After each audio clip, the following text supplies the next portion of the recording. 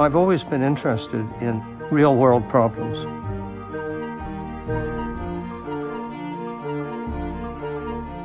When I ran into my first computer, I thought, wow. I'd seen factories and things. Those machines, they had no ability to change. They had no ability, in short, to think. That was the missing element.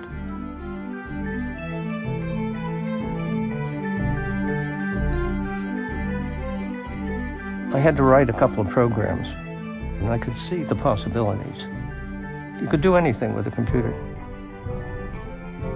I was convinced that computers would really change the world. If you have time for a story, I'll tell you why.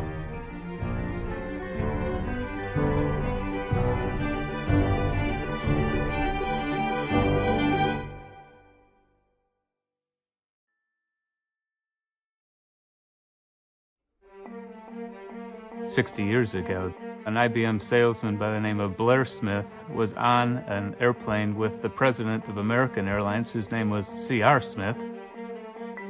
And they said, hey, we got the same last names, and they got to talking. IBM was using some technology in the defense area, and could that technology be applied to solve this problem that the airlines had of making reliable reservations? At the time, it was a manual process. They had a set of cards and kind of a lazy Susan, and they would spin it around and pull it out and mark your seat number on it and put it back on. It was a complex problem that no one could solve.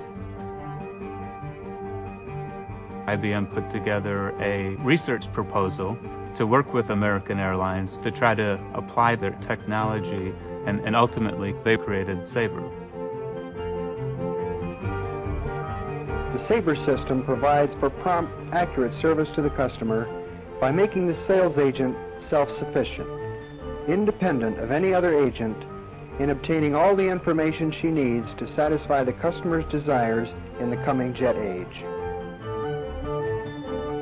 The airline business was growing rapidly. Extreme design measures had to be taken. We had to have capacity and performance. We had to be very responsive to all the reservations that were coming in and turn around the transactions in a matter of seconds. The airline could not make a reservation if that computer went down. And if it had to crash, it could immediately come back to life very quickly, in a matter of seconds. To demonstrate this, I would bring in some people and I'd go up to the console and I would say, now I'm going to make the system crash. I'm going to write zeros down in the low area of main memory. And I'd sit there and I'd go, all right, and I'd put in zeros. And I couldn't get it to crash. This is humorous to them because the competitor had a system which would crash when they didn't want it to crash.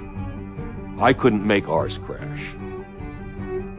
The airline industry that we know today could not function without a system of this nature.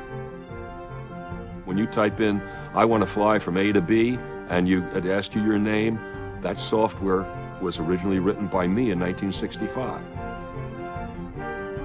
Amtrak uses it today.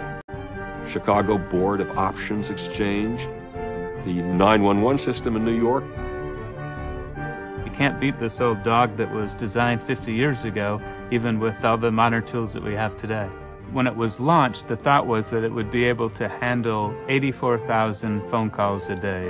It has since been taken out to tens of thousands of travel agents. It's the front end for Expedia, Travelocity, and others, and does probably about 30,000 transactions a second. The problem that they identified then, that they solved in the subsequent years, was so resilient and creative that 60 years later, we can't do any better.